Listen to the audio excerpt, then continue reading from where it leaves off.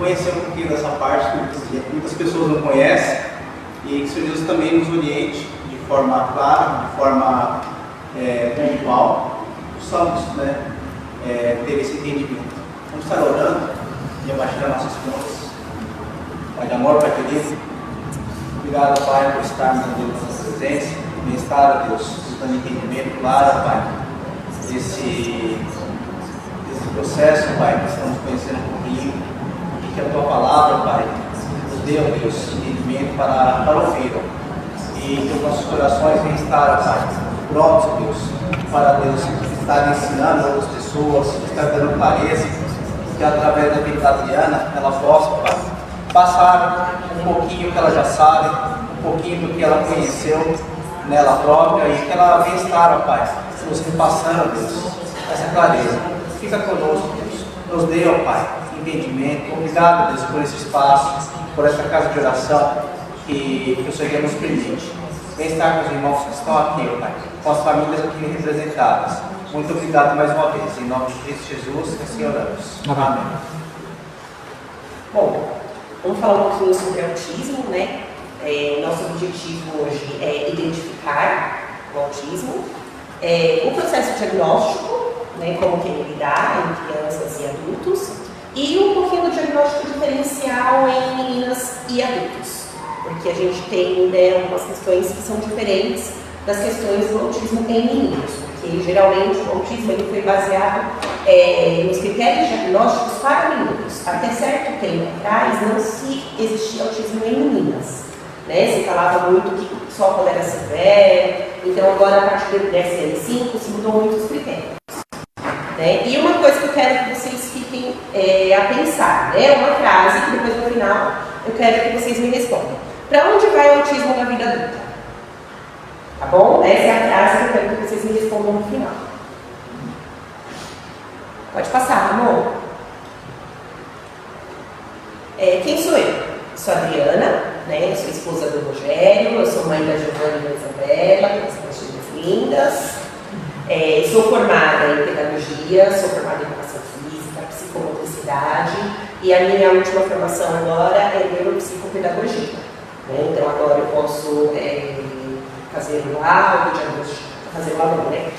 fazer a investigação do autismo, posso também fazer intervenções pedagógicas quanto às diversas áreas, não só o autismo, mas sobre as outras áreas neuropsicológicas também, né? Dislexia, e TDAH, etc. Sou professora de educação infantil há 19 anos, já fui na rede municipal de São Paulo, né? Sempre na mesma escola, mas vocês também, a Karen trabalha junto comigo, já está companheira do jornada já há alguns aninhos. Júlia foi minha aluna, né? Já é uma moça, então já estão alguns aninhos já nessa jornada. Sou patinadora, né, artística, e eu sou autista nível 1 de suporte. Mas de todas essas características, eu acredito que ser filha amada do pai é aquela que mais a identidade mais importante, né? Nós temos várias identidades, né? Todo mundo tem a sua, né? Cada um tem a sua, mas ser filha amada do pai é a minha identidade mais importante. Pode passar. Salmo 139, queria deixar esse salmo com vocês. Tu criastes todas as partes internas do meu corpo. Tu unistes todas as partes para formar o meu corpo enquanto eu ainda estava no ventre de minha mãe. Eu te agradeço por me teres criado de maneira tão perfeita e maravilhosa. O teu trabalho é um verdadeiro milagre e na minha alma sei disso muito bem. Tu conhecias perfeitamente cada parte do meu corpo enquanto eu ainda estava sendo formada no ventre da minha mãe, como a semente que crescesse debaixo da terra. Então eu trouxe esse versículo para vocês, por quê? Porque o autismo, ele acontece ali na fase da gestação da mãe, né? Ali quando a mãe está gestando o bebê, na parte dos neurônios, nas funções neuronais, então é bem no início, né? Então, nós não somos um erro, né? Cada um tem as suas características, e o autismo é um filtro pelo qual a gente vê o mundo. É um dos filtros pelo qual a gente vê.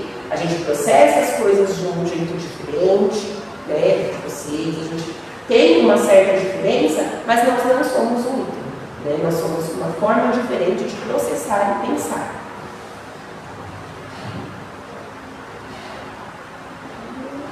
Eu que não quero passar, peraí, gente. Vou falar para vocês um pouquinho da minha história com o autismo, tá? Um breve relato.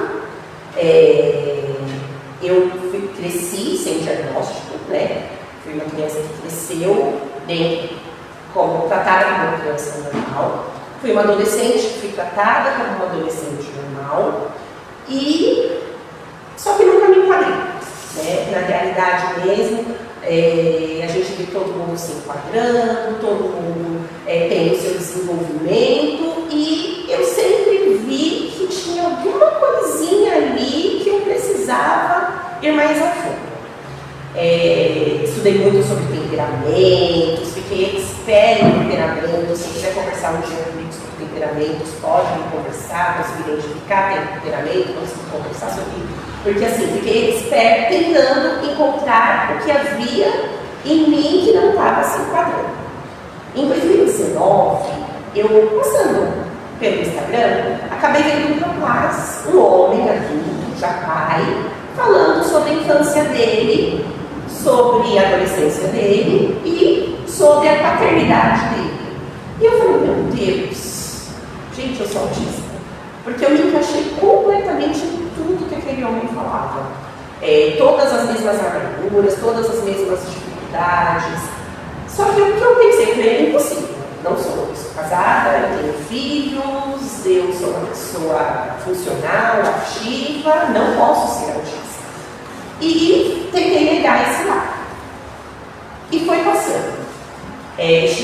Também na mesma época, também a escola das minhas filhas já havia me procurado, dizendo que havia alguma coisinha ali que eu poderia investigar, né, na Isabela, porque tinha alguma coisinha que a gente poderia ter. Ninguém sabia, né, se era jeitinho dela, ou se tinha alguma coisinha ali. Isso tudo foi em 2019. 2020 foi a pandemia. Quando chegou a pandemia, a primeiro momento foi muito difícil, porque tirou totalmente minha rotina. Então, o primeiro momento foi aquela explosão, eu não sabia mais o que fazer na minha vida, porque assim, minha rotina saiu toda fora do lugar, foi muito difícil. Comecei a ter crises de ansiedade muito fortes mesmo. E eu percebi que eu me acalmava só deitada na minha laje, no chão. Né? Então, muitas vezes eu ia para a laje, né, aí eles não deixam mentir, e deitava no chão e ficava por horas e horas deitada no chão com crises de ansiedade. Até então, eu achava só que estava passando muito mal. Eu não sabia que era uma crise de ansiedade. Não conhecia, né, por esse nome. E foi passando a época da pandemia e eu fui vendo que eu perdi aquele pouco de habilidades sociais que eu tinha conquistado, eu perdi toda na pandemia. Então, assim, eu perdi vontade de ver gente, tudo estava na minha casa, estava bom demais e, sinceramente, eu não tinha nem vontade de voltar a ser normal. Porque estar dentro da minha casa, sem precisar de contato social, para mim era maravilhoso. E quando eu pensava no contato social, já me dava um pânico. Eu não queria mais. Né? Eu já tinha pouca habilidade para ir no mercado, né? Meu marido sabe disso, porque sempre foi as compras em casa.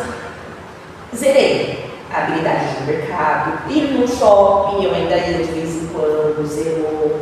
Não tinha mais vontade de vir para a igreja, não tinha mais vontade de ir para lugar nenhum que eu tivesse contato social, a não ser que fosse pelo meu hiperfoco. Né? No meu hiperfoco, aí as coisas mudaram. E aí eu fui percebendo que aquilo já estava entrando, já estava prejudicando minha família, já estava me prejudicando, mesmo porque quando a gente tem que fazer alguma coisa contrariada, a gente entra em crise, e eu estava tendo crises frequentes, era só pensar em sair de casa que vinha as crises, né? E as crises, elas podem ser tanto crises de shutdown, que é aquele sono arrebatador, como de meltdown, são crises agressivas, e a gente perde o controle daquilo que está fazendo na crise de shutdown. Então, muitas vezes a gente acaba falando coisas que não deveria falar, acaba fazendo coisas que não deveria fazer e acaba ofendendo as pessoas que estão com a gente. Né? A gente acaba machucando profundamente essas pessoas. Eu tenho 2 filhas pré-adolescentes, né? Tenho um esposo, tenho uma mãe, e acabava muitas vezes fazendo mal para eles desse jeito. E eu falei, não, tá na hora de eu procurar investigar o que está acontecendo comigo, porque alguma coisa de errado tem aí. Foi aí que se passou a pandemia. Pode passar. Passou a pandemia, eu falei, bom, agora é hora, né? As coisas se ajeitaram, então vamos ver o que está acontecendo. Então aí foi como foi feito o meu processo de diagnóstico. Gente, quando a gente chega e fala que é autista, muitas coisas que vêm na cabeça das pessoas. Ai, ela é autista, para que ela quer algo agora? Né? Tá na vida adulta, para que ela quer isso? Para que ela vai atrás disso agora? Né? Mas a gente faz um processo que é confiável. A gente passa em médicos que são especialistas no assunto, e assim, não é brincadeira. É uma coisa assim, se a pessoa tem que estar preparada para fazer isso. Porque não é qualquer um que aguenta ouvir que passou a vida inteira dentro de um espectro, né? Foi tratado como uma pessoa neurotípica e tem um laudo de autismo. Esse é um processo diagnóstico, né? Primeiro vem a dúvida, aí vem a procura de um profissional. O profissional ele pode ser um psiquiatra ou um neurologista. Foi esses passos que eu fiz e são esses os passos que eu acredito que são os passos mais adequados, né? Fui para uma avaliação neuropsicológica. Essa avaliação neuropsicológica não é feita com qualquer psicólogo, precisa ser um psicólogo especialista em neuropsicologia, né? Porque são testes que são aplicados. E esses testes eles vão avaliar, assim, ele vai te virar por dentro, né? Ele vai avaliar o seu QI, né? Que é o quociente de inteligência, avalia as funções executivas, atenção, memória, linguagem.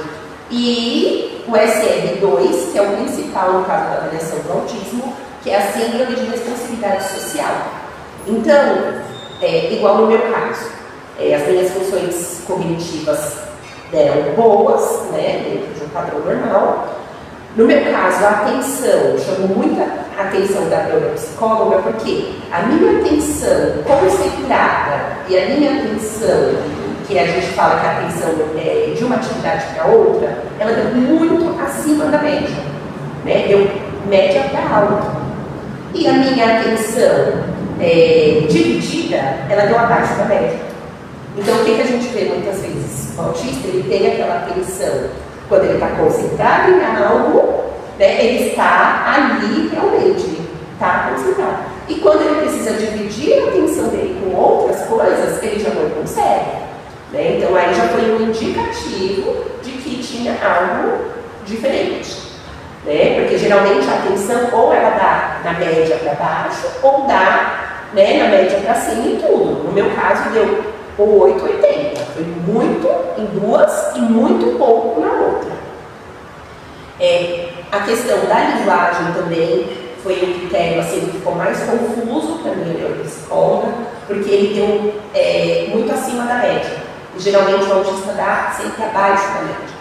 Mas aí depois também a minha psicóloga chamou minha mãe para conversar. Então minha mãe deu todos os detalhes da minha infância, né? Porque é um diagnóstico que tem que ser feito, né, com base nos detalhes da infância. E aí ela pegou no ar, ela falou, não, a linguagem dela se desenvolveu por conta do tanto que ela estudou. Porque já que ela não tinha contato social, porque ela tinha livros.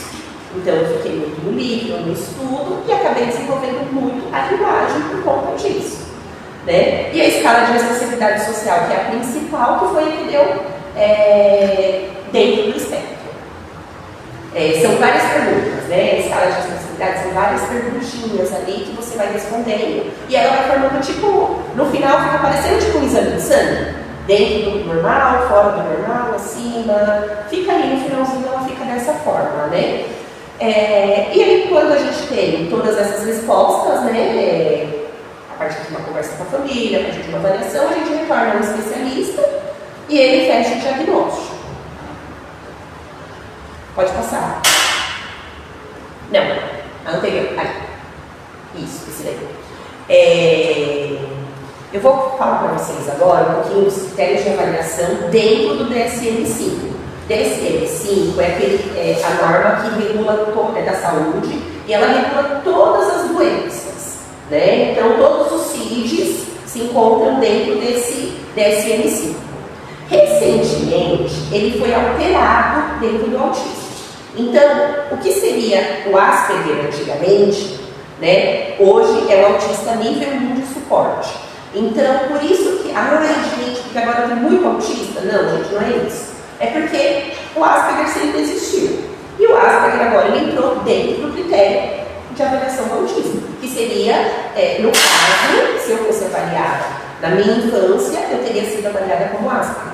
Porque é aquele autista que tem um QI normal, né? Ele tem um QI dentro da média, ou às vezes um pouquinho acima da média, ele tem a verbalização, né? E ele foi encaixado no critério 1. Então, por isso que hoje em dia a gente vê houve bastante ampliação desse termo, né? Do termo autismo, porque o Asperger não existe mais.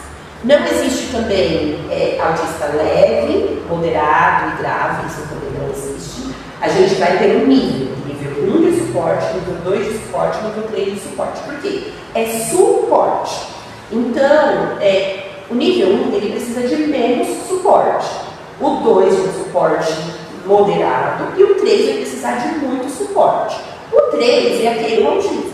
Pode ter vírgulas, mas tem que ter os critérios do autismo presentes, né? Porque hoje em dia, o que tem acontecido muito, né? Eu estava vendo até isso ontem, a criança tem outras coisas e o médico coloca como autismo para conseguir os benefícios do governo, né? Que também é errado, então a gente tem que prestar bastante atenção, porque pode ser, tem que ser o autismo explicado pelos critérios do autismo, e não por nenhuma outra doença ou comorbidade. Pode passar. Esses sintomas causam prejuízos clínicos significativos no funcionamento social, profissional e pessoal, ou em outras áreas importantes da vida dessa pessoa. Então, transtorno só é transtorno se causa transtorno. Não existe nenhum transtorno, porque as próximas características que eu vou dar, alguém pode falar, mas eu me encaixo nisso, eu me encaixo naquilo, mas fulano se encaixa naquilo. Tá, mas causa um transtorno nessa pessoa? Qual é o tamanho do transtorno que está causando? É um transtorno que a pessoa consegue lidar sozinha? Porque, gente, muitas vezes é só uma característica da pessoa. Muitas vezes é só uma pessoa que é tímida, uma pessoa que é introvertida, e não é exatamente um autismo, né? Então, a gente tem que ver, só é transtorno se vai causar algum transtorno na vida da pessoa. Se está tudo bem, eu sou assim, está tudo bem. Gente, ótimo, né? C, pode passar? Os sintomas devem estar presentes precocemente no período de desenvolvimento. Porém, eles podem não estar totalmente aparentes até que exista uma demanda social para que essas habilidades sejam exercidas. Ou podem ficar mascarados, o masking, por uma possível estratégia de aprendizado ao longo da vida. Então, ou seja, os critérios, né, tem que vir desde a infância. Não pode ser uma pessoa que tem uma infância normal, uma juventude normal, chega na vida adulta e fala, não, eu sou autista. Isso não existe. O critério ele tem que estar presente desde a primeira infância. Então, na primeira infância já tem que ter alguns traços ali que indicam. Pode ser que esteja mascarado. Por quê? Meninas, elas acabam tendo uma facilidade a mais de fazer imitações. Meninas têm mais neurônio espelho. Então, o que acontece nas meninas? Elas conseguem desenvolver melhor no meio social, porque ela vai imitar a amiguinha que ela gosta. Ela vai conseguir fazer uma amizade quando são dentro dos seus objetos de interesse. Meninos não, meninos eles já ficam, os meninos já têm aquele mais evidentes, né? Os meninos quando eles são autistas a gente bate o olho, né? Fala, nossa, ele não faz interação, ele não olha no olho. Então. A menina não, a menina geralmente quando a gente bate o olho da menina a gente já fica mais em dúvida, né? Mas tem que estar presente. E outra, né? Outras comorbidades, como o TDAH, ele mascara muito o autismo. né? Isso daí também eu falo até pela minha filha. Como ela tem TDAH, ela teve uma infância assim, muito comunicativa. Porque a TDAH é aquela criança que gosta de falar, que gosta de agir, que gosta de participar. Então, o TDAH ele mascara muito o autismo. E aí, quando chega lá na pré-adolescência e na adolescência, que vai mostrando melhor, né? Também quando a gente começa a tratar o TDAH, o autismo bem mais à tona. Então a gente tem que ficar de olho nisso. Tanto é que um bom médico, psiquiatra, neurologista, ele vai, se chega alguém adulto numa clínica, ele tem que investigar a infância dessa pessoa. Né? Ele vai querer investigar com a mãe ou com alguém, com um parente que ficou muito próximo, para saber como foi aquela infância. Pode passar? E aí o padrão B. O padrão B, você não precisa se encaixar 100% dentro desse padrão. Porém, né, é bom encaixar, se eu não me engano, acho que são 3, você tem que encaixar no mínimo 3 critérios dentro dele. Né? São os movimentos repetitivos, né, que são os STIMs, eles são usados para autorregulação. Então, se você observar sempre, os meninos, eles gostam muito de chacoalhar as mãozinhas, ficar girando algum objeto. Já as meninas, elas são mais sutis. Então, minha mãe conta que eu na infância andava de mãozinha para trás e contando os dedinhos. Eu passava o tempo todo contando os dedos. E aí as pessoas olhavam e falavam assim: ai, que linda, a reencarnação do vô.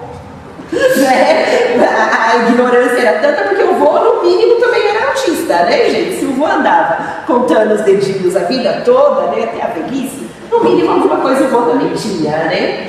E aí todo mundo achava a coisa mais linda que era a menininha contando os dedos. Mais tarde eu desenvolvi o ossinho. Então eu ficava aqui, ó, o ossinho o tempo todo, às vezes o ossinho ficava roxo de tanto apertar o ossinho, né? Porque aqui é um movimento de autorregulação. Então podem ser vários, né? Esses movimentos, eles são inúmeros. Cada autista vai ter o seu, mas sempre vai ter um movimento repetido, né? Rotina, né? Nós somos extremamente apegados à rotina. Então a gente precisa ter o nosso ritual de cada dia. As nossas coisas precisam estar sempre no mesmo lugar, porque senão a encrenca acerta, né? A família sofre muito por conta disso, porque assim, se tira uma coisa de um lugar, tem que voltar para aquele lugar, porque se colocar do lado a gente já não enxerga. E aí é uma guerra, é uma briga, né? A gente acaba tendo mais apego a lugares e coisas do que a pessoas. Isso não significa que a gente não tem empatia, né? Porque muita gente fala, porque o autista não tem empatia. Não é, gente, é que a gente se apega mesmo à nossa rotina, né? Eu tenho até um exemplo interessante, que eu trabalhei há quase 10 anos com a mesma parceira, né? Ela aposentou, todo mundo ficava, nossa, e agora? Ela foi embora. Aí eu ficava, gente, o que tem?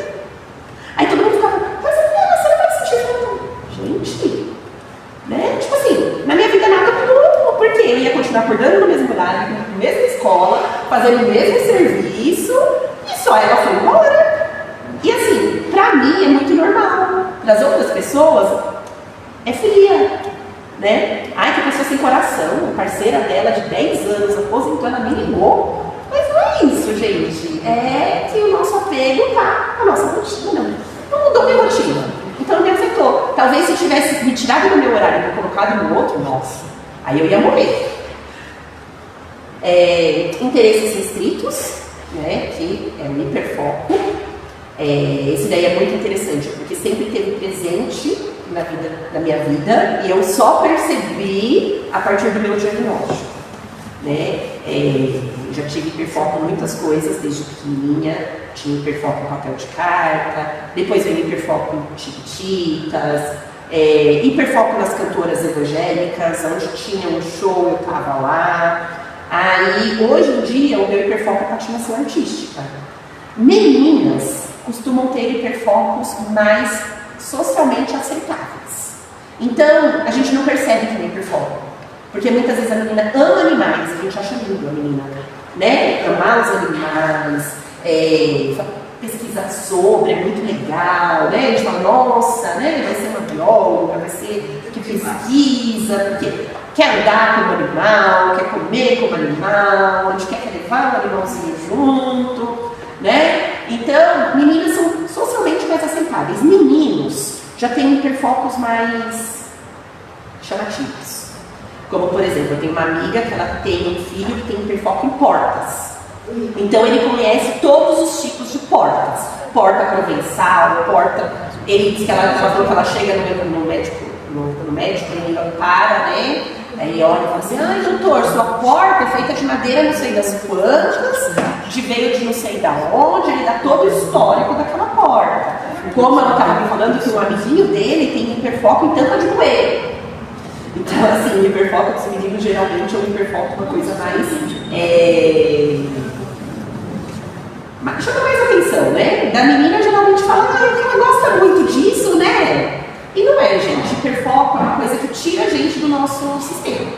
Por exemplo, eu jamais me apresentaria em qualquer lugar que fosse. E hoje em dia eu participo de campeonatos de patinação artística. Uma pessoa como eu, quem me vê, quem me conhece desde a infância, fala jamais que ela faria isso. Né? Outro hiperfoco meu também é sobre autismo.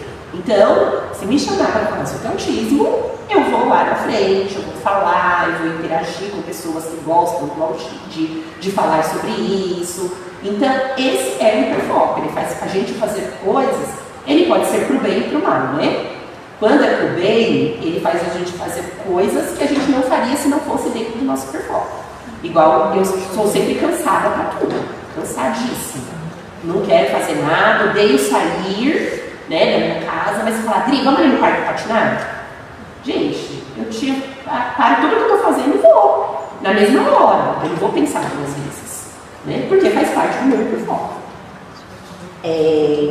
Outra coisa interessante também é a hiper ou hiporreatividade, que é o quê? Você sentir muito ou sentir muito pouco. Nós acabamos, assim, a maioria geralmente é sentir muito, né? A gente ouve muito, a gente sente muito, a gente cheira muito e a gente vê muito. E isso acaba desgastando a gente. O autismo é 100%. Lembrando que esse critério é 100% encaixado, né? Você pode ter alguns. A maioria dos autistas tem TEAC, que é o transtorno do processamento auditivo central. Esse transtorno, gente, né, a questão do som. Gente, o som, a gente escuta muito, muito, muito mesmo. Então, o louvor está tocando, para vocês é só um louvor. Para a gente, está entrando dentro do nosso cérebro. E o som da gente, ele dá sintomas físicos. Por exemplo, um som muito alto vai dar batedeira no coração, vai disparar o coração, vai fazer tremer, vai dar como se fosse uma crise de ansiedade. E não é isso, é só um som alto. Né?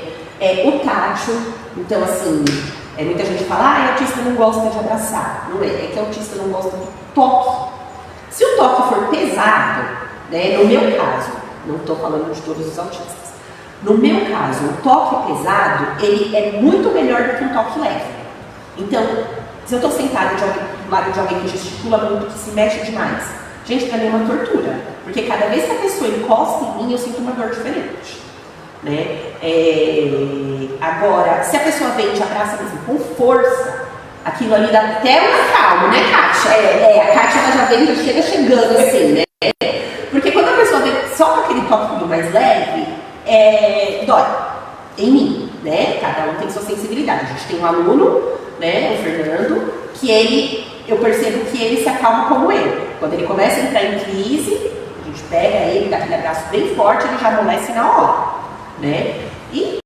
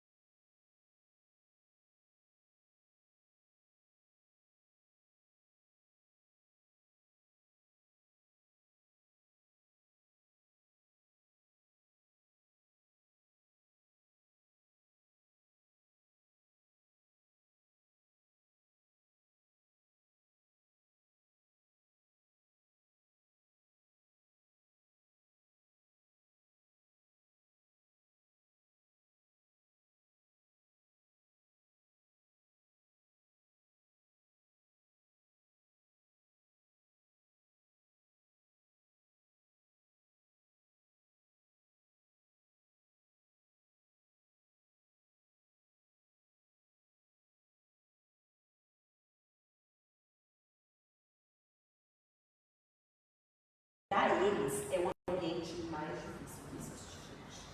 Por conta de tudo isso que vocês viram, né?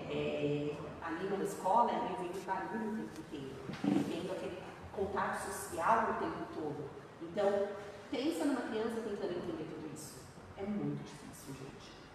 E aí o excesso dos estímulos, eles vão causando as crises. Outra coisa que nem todos os autistas têm também, questão da seletividade alimentar, né, gente? Seletividade alimentar não é frescura para comer. É um problema com cheiros, é um problema com texturas, entra nessa sensibilidade que eu falei. Então, tem autistas que comem só um tipo de alimento, dependendo, né? É só um tipo. Tem alguns que comem mais tipos, tem uns que dão preferência a coisas secas, tem uns que dão preferência a purê, coisas que têm mais gosto, tem paladar mais doce. Também tem outros que não sentem a fome. Então a gente precisa estimular este que não sente a fome a ter uma rotina de comer, né? Tem outros que não sabem a hora de parar de comer, eu acho que eu sou esses. Não sabe a hora de parar de comer, porque está sempre com fome. Né? Uma coisa que eu falo, eu acho que eu não tive foi seletividade alimentar. Mas aí depois eu parando para pensar na minha infância, eu não comia frutas, verduras e legumes. Né? Mas isso daí também, né, eu não sei se conta, mas eu não tenho. Eu já tenho uma filha que tem seletividade alimentar, que na primeira mamada no meu peito ela vomitou. E era um problema para comer desde o dia que ela nasceu. Né? Quem conhece a Dona Isabela sabe, né, Kátia? Como que é, fica a vida inteira tentando achar algo que ela queira, que ela goste, que ela coma. Mas eu vou ver um pouquinho, a Caio dela, mas é muito bacana também que ela fala, né? Ela verbaliza, eu não quero isso, eu não gosto disso, o que você tem para mim hoje? Então a gente, todo mundo aqui na igreja ela sabe que a Isabela já vai se falar que é a Isabela. Que a Isabela é a Isabela. Não é aquela criança que aceita e fica rejeitando. Não, ela fala, não quero de ela porque eu não como. Porque, por exemplo, você fala o beijo padeiro, mas eu não como padeiro, eu vou comer o quê? Eu falei, vai lá, faça tudo. Da questão de seletividade alimentar não é frescura. A gente não consegue tratar, é uma coisa assim, que precisa de um tratamento especializado com terapeuta ocupacional, porque realmente é algo que tem que ser tratado na questão do sensorial, né? De perceber, às vezes a gente fala, porque a escola vai estimular. Gente, por mais que a escola estimule, a gente não consegue fazer uma criança autista comer. Por mais que a gente tente, a gente não consegue. Porque isso não faz parte do nosso, nos nossos estudos, no nosso dia a dia, não faz parte. Tem que ser alguém que estudou, que é especialista nisso para a gente conseguir fazer. A hiperlexia é aquele interesse muito grande por números e letras. Né? Então, tem crianças autistas que aprendem a ler muito pequenas, muito novinhas. Tem crianças que não sabem nem falar, mas elas aprendem a ler e a escrever. Facilidade com línguas estrangeiras, né? Com inglês, facilidade com japonês, línguas que têm símbolos, né? Tracejos, fica muito mais fácil. Também não é um critério que tem todos, é um critério, esse daí também é um critério que pode ser que tem e pode ser que não tem. Pode passar. Essa daí é a Adriana, gente, no dia do batismo, minha mãe era católica não, né? Minha mãe não foi católica, mas como meu pai ela batizou na igreja católica. Olha o dedinho, ó a mãozinha, né? Era muito tempo segurando a mãozinha. E eu ainda tenho até hoje, meu negócio é com as mãos. Eu preciso ter algo para cutucar com as minhas mãos. Né? Então ali provavelmente ela estava muito brava, muito nervosa, estava num ambiente diferente, pessoas desconhecidas, e molhar a cabeça dela, ou já tinha molhado a cabeça dela com água, e olha só, né? Ali estava ali com a mãozinha tentando se regular. Pode passar? E o critério A, gente? O A, ele tem que se encaixar 100%. né? Esse daí é um critério que eu acredito que seja assim, mais importante, né? E ele trata dos déficits na comunicação e interação social. Comunicação, gente, é diferente de falar, né? Aqui eu estou falando com vocês, estou falando as coisas que eu sei, mas nós não estamos num bate-papo, estamos num vai e volta. Então, a comunicação, ela exige muitas atribuições que muitas vezes a gente não consegue lidar com todas elas, né? Talvez se aqui estivesse aberto para a gente fazer perguntas e respostas, eu teria mais dificuldade. Vocês iam perceber eu parando mais para tentar puxar na minha memória para saber o que falar, né? Porque a comunicação é realmente prejudicada. Na infância, meninas sofrem muito de mutismo seletivo, que é o quê? Aquela menina na escola que é o docinho, sabe aquela gostosinha, que não fala nada, que a gente fala, que bonequinha, gente, que coisinha mais linda, que fofinha, que vontade de dar para levar para casa. Mas na verdade a criança não comunica uma dor, ela não comunica um desconforto, ela não comunica uma alegria, ela não comunica nada. Ela está só ali, né? Essa era eu na infância. Eu não comunicava nada. Eu lembro que eu nunca pedi para ir no banheiro. Nunca estava numa sala de aula, nunca lembro, até a vida adulta, de pedir para ir ao banheiro, né? E isso se estendeu até a minha vida adulta mesmo, porque quando eu comecei a trabalhar, eu tive pedra nos rins. Por quê? Porque eu tinha medo de ir ao banheiro. Então, eu tinha medo, eu trabalhava sozinha numa sala, e eu tinha medo, eu não conseguia pedir para ninguém ficar com a minha sala para eu ir no banheiro e fazer xixi. Até o dia que eu tive uma infecção de urina e ganhei uma boa bronca da minha diretora na época, que ela falava, você tem que falar, Ana, você tem que falar as coisas que acontecem. E eu tinha muita dificuldade, e isso eu já tinha o quê? Já tinha conhecido o Rogério, já era uma jovem, né? Já estava para casar. E mesmo assim eu tinha muita dificuldade com essa comunicação, né? Ecolalia, então muitas vezes a gente acha que ecolalia é comunicação. Ecolalia é quando a gente repete o que o outro fala. Então, por exemplo, você passa por uma criança autista, oi, e a criança fala, oi. Aí você acha que a criança está se comunicando com você. Aí você fala, tudo bem? Aí ela responde, tudo bem. Você acha que ela está se comunicando. Mas aí você fala, qual é o seu nome? Ela olha e fala, qual é o seu nome? Isso é uma ecolalia, é uma repetição. A ecolalia, ela pode ser uma repetição de coisas que as pessoas estão falando, pode ser uma repetição de um filme que ele assistiu, que ele adora, pode ser repetição de uma frase. Minha mãe fala que na infância eu tinha ecolalia, minha ecolalia era eu te amo. Diz que eu chegava nas pessoas que eu conhecia e que eu não conhecia, eu olhava e falava, eu te amo, e saía abraçando todo mundo. Eu me falava que era eu te amo, eu te amo, eu te amo. Era a única coisa que eu falava, assim, né, fora do... E era uma coisa totalmente fora do contexto. Não tinha um contexto, era somente uma ecolalia que eu acho que falavam pra mim e eu repetia, né, com as outras pessoas. Hoje em dia eu tenho que me policiar muito, né, porque muitas vezes também eu respondo como se diz? Responde, sim, que vem na boca. Então, por exemplo, Dia dos Pais, alguém vem, né, Dia das Mães, por exemplo, um homem vem e me dá, feliz Dia das Mães, eu falar pra você também. Né? Ou eu falo, ou a pessoa fala, feliz Dia das Mães, eu falo, feliz Dia das Mães, né? Mas assim, a pessoa nem mãe mas eu só estou reproduzindo aquilo que está vindo na boca, né? É uma coisa assim, é uma ecolalia, gente. É uma ecolalia. Dificuldade de verbalizar necessidades físicas e sentimentos. Então, hoje em dia, eu já consigo melhor parar depois da terapia, então eu já consigo entender mais que aquilo que eu estou sentindo é uma crise, não é uma raiva. Eu não estou com raiva de ninguém, eu estou com crise. Né? Ou eu consigo perceber, não, tal coisa está me chateando muito. Mas sempre foi muito confuso para mim verbalizar um sentimento. Então, as crianças em geral já têm essa confusão nata. Né? Uma criança autista vai ter muito mais essa confusão. Necessidades físicas, ir ao banheiro, também é mais difícil, né? Muitas crianças têm dificuldade de sair das fraldas por conta disso.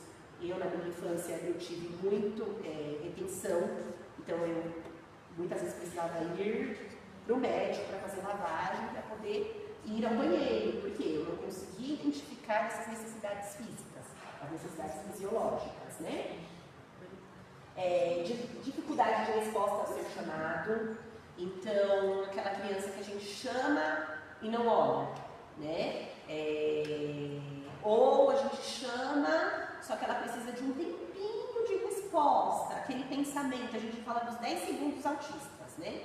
Porque às vezes, principalmente se for pego de surpresa, você está passando, alguém fala, Adriana, peraí, eu tenho que pensar para pensar quem é a Adriana, é comigo mesmo? Será que sou eu? Será que é outra Adriana? Não, peraí. Então demora um pouquinho mais para ter essa resposta. A gente, quando a gente chega na fase adulta, a gente até responde, mas demora mais. Agora a criança, tem criança que não responde. Você pode chamar ela pelo nome, chamar, e ela não vai responder. Né? As expressões faciais não condizem com o sentimento, então muitas vezes a gente não consegue expressar aquilo que a gente está sentindo emocionalmente. Então, por exemplo, às vezes eu estou com uma cara muito brava, né? Por exemplo, vai no campeonato, eu estou super ansiosa. Aí as pessoas chegam e falam, nossa, como você é calminha, né? Você não está sentindo nada. E tipo, eu estou morrendo de ansiedade. Ou então eu estou, tipo, super alegre, a pessoa chega e fala, nossa, você está triste? Não, estou super feliz. Mas assim, é muito difícil a gente conseguir colocar no rosto aquilo que realmente a gente está sentindo. Interações. Geralmente a criança autista ela vai preferir brincar sozinha. O brincar coletivo é muito difícil por conta da falta de comunicação. Então ela vai sempre optar mesmo por aquele brinquedo mais individual. Um brincar não usual, então, por exemplo, a criança ela vai pegar um carrinho, ela vai virar o carrinho de ponta cabeça, ela vai brincar com a rodinha, ela não vai conseguir fazer aquela brincadeira, aquele jogo simbólico que as crianças fazem, brincadeira de casinha, brincadeira de médico, brincadeira... Para as crianças autistas é muito mais difícil se brincar de jogo simbólico. As interações em grupo, interagir com uma pessoa, interagir com duas pessoas. Agora, dificilmente você vai ver um autista numa rodinha de grupo, porque ele não vai conseguir, pode até ver ele lá, mas ele não vai estar se expressando. Porque é muito difícil você conseguir conversar com muitas pessoas ao mesmo tempo, com muitos pensamentos ao mesmo tempo, muitas pessoas falando, você não sabe a hora de se colocar, a gente não sabe a hora que a gente tem que parar de falar para dar espaço para o outro, então a gente acaba não se colocando. Quando é um a um, é muito mais fácil, né? Agora, num grupo, é bem mais difícil. Iniciar, dar continuidade ou cessar um diálogo. Gente, isso daí é uma coisa assim que é horrível. Uma coisa que eu odeio é chegar num ambiente e ter que cumprimentar as pessoas. Então, é uma coisa que eu preciso de muito suporte. Meu marido, ele chega aqui, ele sai cumprimentando todo mundo. Eu chego aqui, eu sento lá no fundo e eu fico. Por quê? Porque a gente é muito difícil esse início de interação. Então, pode ser que depois, né, num outro momento, consiga, mas esse momento é muito ruim. Tanto o momento de iniciar, quanto o momento de dar tchau. Né? Tanto é que quem me conhece aqui já sabe que eu saio sempre na tangente. Eu não sou aquela pessoa que vou dar tchau para todo mundo, não sou... E a questão do diálogo mesmo, né? Você conseguir manter uma conversa por muito tempo que não seja dentro do seu hiperfoco. Quando é dentro do seu hiperfoco, você pode ficar horas e horas falando sobre aquilo. Mas quando não é dentro do hiperfoco, é muito difícil dar continuidade nessa conversa, né? E quando cessar também é difícil a gente saber o momento de cessar. E as estratégias para manter o relacionamento. Parece estranho isso, mas é difícil, né? Porque para manter um relacionamento, tanto de amizades, né, quanto um relacionamento de namoro, etc., você precisa ter um certo feeling ali, né? Por exemplo, a pessoa tá bonita, você chegar na sua amiga, nossa amiga, como você tá bonita hoje? Mas a gente não fala essas coisas porque a gente não presta atenção. alguns detalhes, né? Por exemplo, a nossa amiga põe um cabelo lindo, maravilhoso, né, amiga? Põe um amigo cabelo lindo, aí você olha pra pessoa, você fala assim, nossa, gente, tem alguma coisa diferente nela hoje. Mas o que é que tá diferente? Eu não sei. Aí você já começa aquela tensão, porque assim, tipo, você sabe que você deveria falar pra pessoa que tinha algo diferente com ela, mas você não sabe o que é. Aí vem as outras pessoas, você fala, tá diferente, mas você não sabe. E aí você não consegue manter um relacionamento com as pessoas que você não presta atenção nelas. As pessoas querem que você preste atenção nelas, as pessoas querem que você se sinta abraçado por elas. Como que a pessoa autista vai manter um relacionamento, gente? Se tem dificuldade de mandar uma mensagem de feliz aniversário, se tem dificuldade de atender um telefone ou fazer um telefonema para uma pessoa que está precisando. Então, é bem difícil, né? Você conseguir manter esse tipo. Mas não é falta de carinho, é falta de habilidade.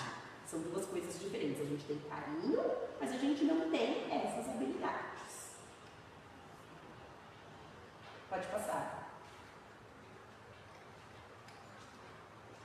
E essa daí é a Adrianinha, gente, para vocês verem, né, o que eu falei das expressões faciais. Sempre a mesma cara, né, sempre a mesma boquinha, sempre o mesmo olhar longe, né, e algumas dessas fotos foram que ajudaram também no meu diagnóstico, né, porque de todas as fotos que eu procurei da minha infância, eu acho que eu achei uma sorrindo. O restante é todo sempre com essa mesma carinha, né, carinha de... não sei o que é, não consigo identificar, né? Não é uma cara de tristeza, não é uma cara de felicidade, é uma cara de nada. Sério? Sempre assim, sempre com essa mesma, né? Vejo como uma carinha de muita interrogação. Sempre com essa carinha de ué. Pode passar. Sou autista e agora, né? Depois que a gente pega um diagnóstico, a gente tem que as peças do nosso quebra-cabeça se encaixem, né? A gente vê que a gente não é estranho, a gente acaba tirando os nossos rótulos, aquele rótulo de tímido, porque é muito tímida, porque ela é chata, ela é fresca. Não, gente, é só o autismo que estava ali, né? Quem conhece sabe que não é nada disso, né? Mas muitas vezes a gente acaba se passando por ter um diferencial neurológico, né? Gente, que frescura, fica com aquele negócio no ouvido e nem ouve o que a gente fala, né? Não é, gente, aquilo ali é uma proteção que a gente está tendo para a gente mesmo, né? Então, quando a gente descobre um diagnóstico, a gente procura intervir, né? E com a criança é a mesma coisa, a gente descobriu na criança, quanto mais cedo a gente intervir, melhor vai ser. A gente descobriu na adolescência, na vida adulta, gente, é estudo e intervenção, né? Para a gente poder levar uma vida mais próxima do normal.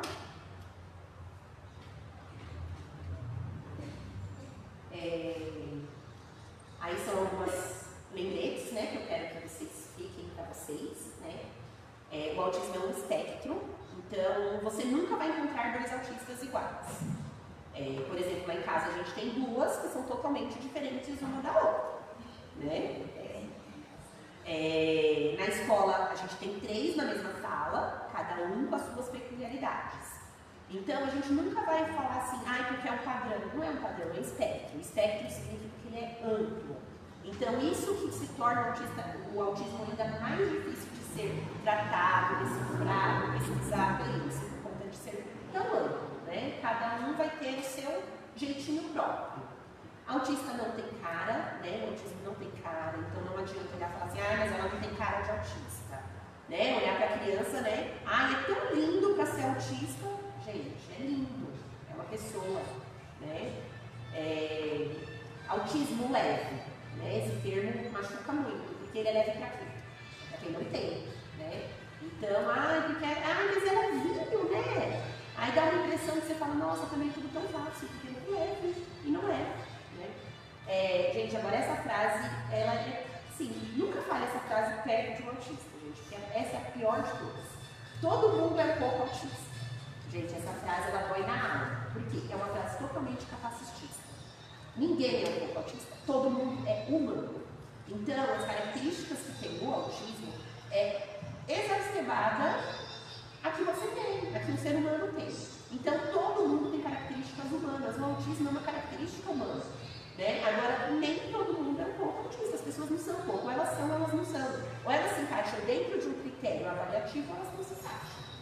Então, ou é ou não é. Não é, eu sou um pouquinho. Não, isso não existe, gente.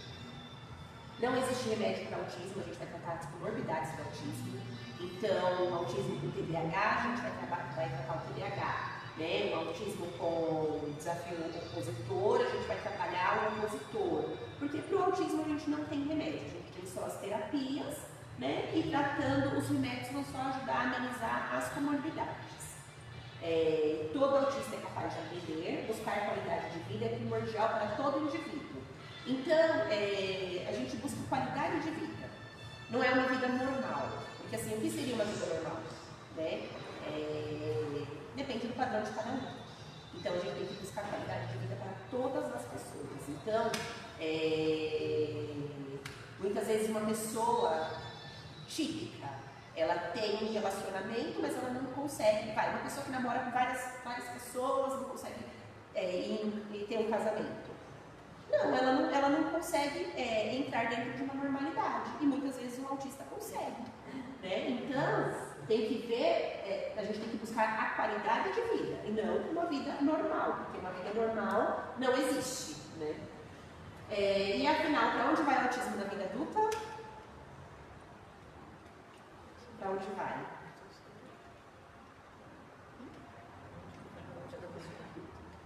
Quem sabe? Está escrito lá? Na verdade, gente, o autismo continua, né? Ele vai perdurar e ele vai estar com a gente até morrer, porque a gente nasce, a gente cresce, a gente vai morrer autista. Só que o que acontece muitas vezes com o autista não tratado, né? Ele vai para o TAG, que é o transtorno de ansiedade generalizada, que é o que eu desenvolvi por conta de um autismo não tratado. Então eu tenho TAG, eu tenho que tomar medicação para TAG, porque eu tenho ansiedade generalizada. Né? Vai para depressão, borderline, fibromialgia. Muitas vezes a pessoa tem esses diagnósticos, mas não é nada disso. A pessoa é autista e acaba recebendo diagnóstico de doenças psicossomáticas. Mas na verdade a pessoa não tem doenças psicossomáticas, a pessoa não é uma pessoa deprimida, a pessoa é uma pessoa autista não tratada. A pessoa não tem fibromialgia, por exemplo, porque a gente sente muitas dores. Quando a gente está numa crise sensorial, a gente sente dores nas juntas. E é uma dor muito forte. E eu já cheguei a pensar que eu tinha fibromialgia. Eu falo, gente, eu devo ter, porque eu sinto muita dor. Dói muito minha junta. E não é, gente, é autismo, é uma crise sensorial. Né? Então, às vezes, acaba se confundindo os sintomas e a pessoa acaba não tratando aquilo, ou tratando com medicação aquilo que era o autismo, que era para tratar com uma terapia. Né? E pode passar. E muito obrigada, gente, por me ouvir. Né? Alguém tem alguma dúvida, alguma pergunta? Não sei se eu consigo responder na hora, mas se alguém tiver alguma dúvida, alguma pergunta, pode diga. Então, nós trabalhamos na creche, né? Na primeira fala, aí você falou sobre os profissionais, né? Que tratam, né? Sobre o diagnóstico. Mas a creche, a escola envia para o pediatra, né? Isso. O pediatra dá uma resposta, dá uma orientação para os pais, né? E assim, uma coisa muito legal que a gente teve essa semana foi de uma criança que foi enviada direto para o CAPS. Conseguimos, né, cara? O Léo, ele foi enviado direto pelo relatório, conseguiu ser enviado direto para o CAPS, que já é meio caminho, né? Meio caminho de processo já andado. Então, quando a gente tem alguma dúvida, alguma suspeita, né, na escola, a gente faz o relatório, a gente envia. Se é pelo SUS, o pediatra do SUS já encaminha, né, e aí a criança tem esse processo todo de tratamento pelo CAPS, tem outro nome também, né, o tratamento. Eu queria outra coisa também que eu queria falar, que a dificuldade que a gente tem muito nas escolas, com essas crianças, é a aceitação dos pais.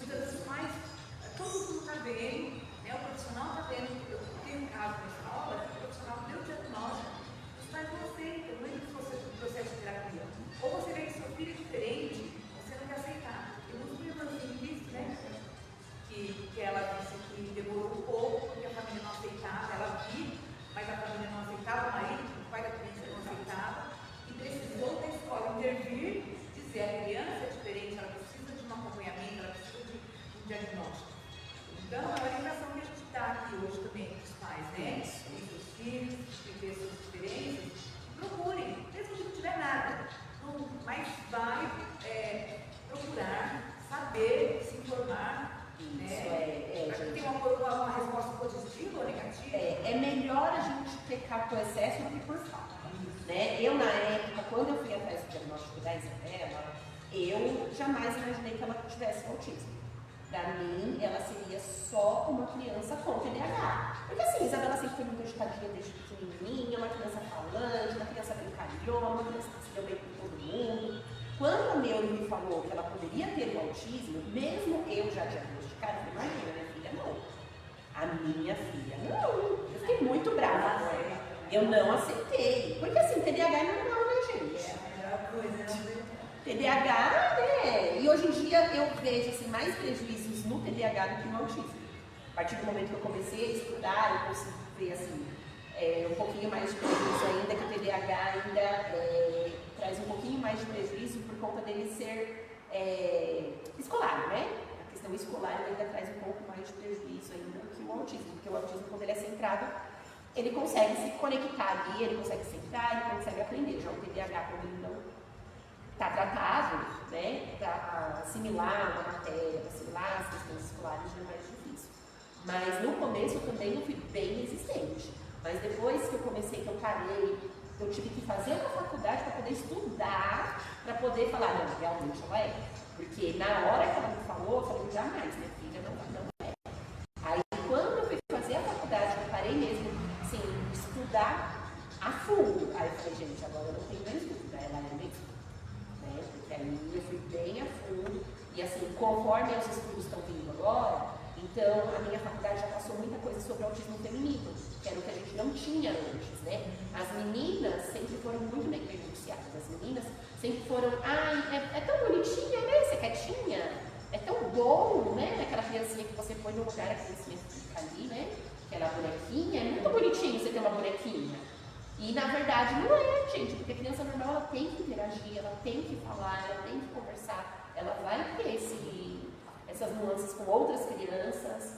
Então, o processo é a aceitação para o tratamento. Né? TDAH é transtorno de déficit de atenção e hiperatividade. Aí o TDAH ele pode ser com base em desatenção ou com base na hiperatividade ou multi. Né? No caso da minha filha, ele é os dois. Ele é 60% ele é 60% desatento e 40% hiperativo. Eu tenho um menino de 6 anos. Eu, às vezes, acho que ele tem. Inclusive, essa semana me chamaram na escola, porque ele teve um ato de agressividade que ele nunca teve na escola. E aí a professora me chamou, a diretora me chamou para conversar com ela. Eu até pedi para ela me encaminhar para levar ele no psicólogo. Ela perguntou para mim assim, você tem convênio? Eu falei, tenho. Ela falou, então eu vou direcionar você diretamente para o psicólogo, porque se fosse pelo SUS ia passar pelo pediatra para ele fazer todo o encaminhamento. Aí eu vou marcar, né, o psicólogo para passar, porque eu vejo assim que ele tem, na mesma hora que ele está interagindo, brincando, tudo, mas ele tem aquele momento de agressividade dele, que a professora pediu ele fazer uma atividade, ele falou, não vou fazer, e jogou a folha e falou, não vou fazer. E não fez mesmo, né? Porque aí ela achou a atitude dele assim muito agressiva, porque ele nunca teve isso. Eu falei pra ela, às vezes ele tem em casa. Ele fala, não quero, não faço, ele não faz mesmo. E aí ela falou, eu acho bom você passar, porque muitos pais não querem isso, às vezes não aceitam. Mas como você já está vendo isso nele, é bom você levar. Porque assim, tem que levar em consideração a rigidez cognitiva, né? Então, a rigidez cognitiva, ela entra nisso, né? Quando a gente fala não, é não. Né? Então, a gente tem uma dificuldade de lidar com a mudança, e também na escola, por exemplo, a escola tem a questão, toda que eu já falei, né? Do barulho. E aí entra mesmo, né? Nessa parte mais agressiva, nessa parte do devolver de forma a dar uma resposta mais ríspida. Então, é bom investigar sim, porque aí o psicólogo vai provavelmente, pela idade de 6 anos, vai fazer uma avaliação e aí ele consegue olhar tudo. Porque nessa avaliação já vem se tem ou um TEA, ou um TDAH, ou um TOD, já vem na avaliação, ela consegue detectar todas as comorbidades que teria, né? Eu recentemente fui diagnosticada com TDA.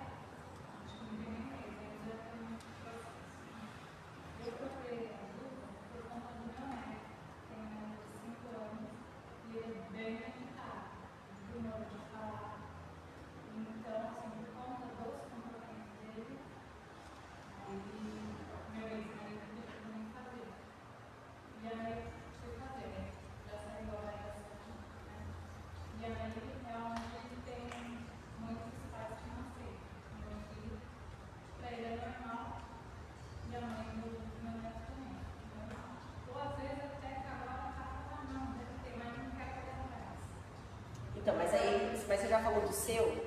Então, aí agora, o meu resultado o meu é TDA leve.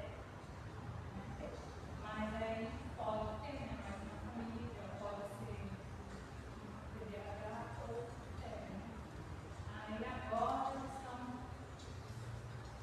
parece que aceitando um pouco, né? Então, porque a partir do seu diagnóstico, né, pode ficar mais fácil para eles a aceitação, né?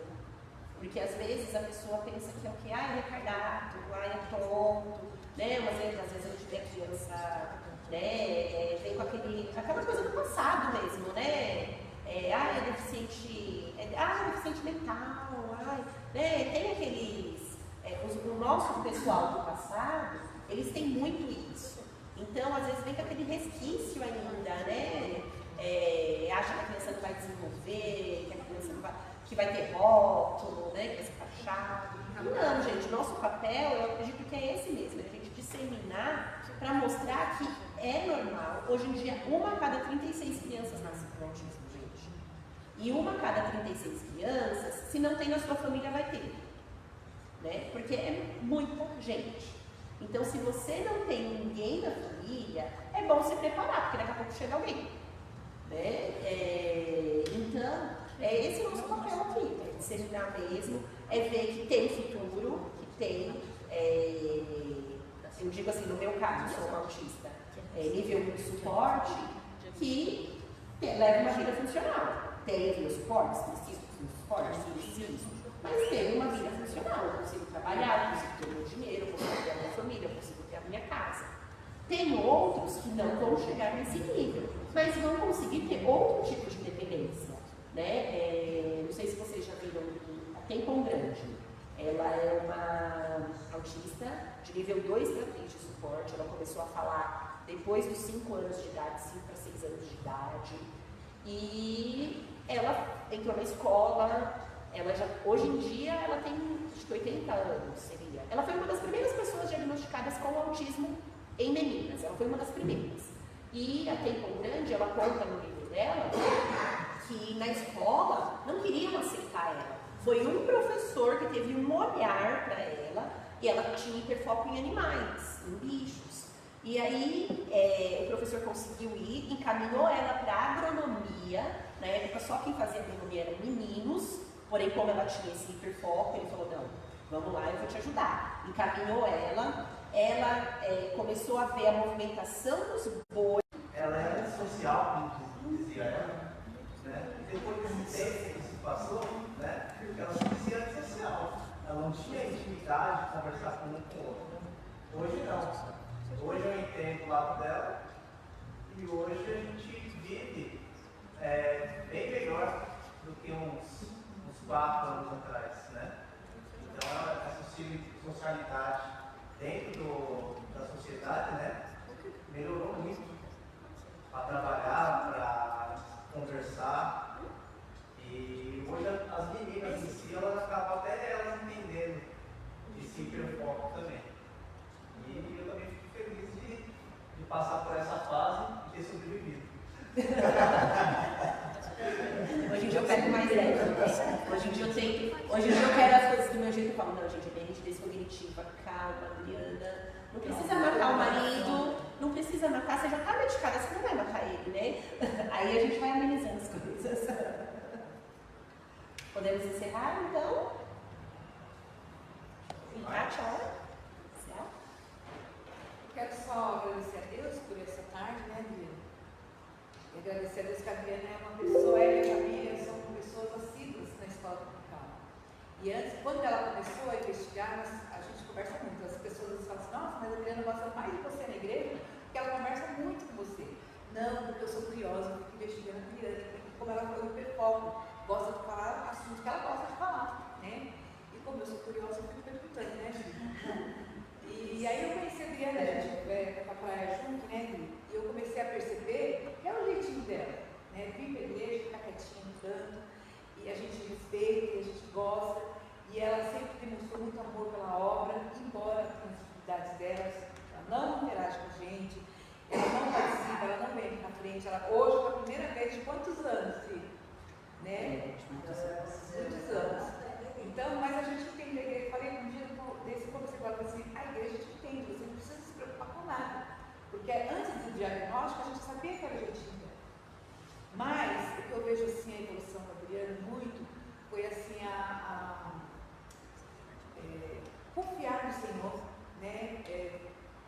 deixar que o Senhor trabalhasse. Ela vem para a escola dominical, trazia as meninas sempre, assiduamente, ouvir a palavra de Deus, porque a palavra de Deus se liberta, né? Não, porque ela falou uma vez autista, sempre autista, mas através do Senhor, através da palavra de Deus, Deus abriu o entendimento para buscar tratamento e ter uma qualidade de vida para ela e para a família, né? Eu fugiu a palavra agora do que eu queria resumir, né? Mas enfim, comprometimento com Deus, isso é muito importante. E é o comprometimento das famílias com Deus que nos leva ao vitória. Parabéns, Deus continua abençoando a sua vida. E que eu me alegro muito ver essa evolução hoje aqui. E eu tenho acompanhado, a gente acompanhou, né? Conversado bastante. E vemos que Deus realmente fez uma obra na sua vida, a fim de te dar suporte para o seu tratamento, a sua família, né? Com uma qualidade de vida do Senhor. Porque você buscou o Senhor. Senhor, em nome de Jesus, ó Pai, nós te agradecemos, ó Deus, por essa tarde, Senhor, maravilhosa, Senhor, que o Senhor nos concedeste, Senhor, pela vida, Senhor, da Adriana, da sua família, que aqui está. Vemos o milagre que o Senhor operou na vida dela, Pai, na vida dos seus. Senhor, eu sei, ó Deus, que muitas coisas foram faladas aqui, nessa tarde, que falou no cada coração, e que eu sei que nós vamos levar para a vida, para a nossa aprendizagem, Senhor, para a prática das vidas daqueles que precisam, Senhor. Em nome de Jesus, continua abençoando a vida dela e das pessoas que aqui vieram buscar, eu sei que vieram, porque precisam, Senhor, ouvir, queriam tirar suas dúvidas e que possam, Senhor, também, como a Adriana fez, buscar, Senhor, em Ti, Senhor, as soluções, Senhor, para tudo, porque para tudo o Senhor tem isso aí, meu Deus. Em nome de Jesus, Senhor, nós te agradecemos, Senhor. Bendizemos o Teu santo nome, Pai. Em nome de Jesus. Amém.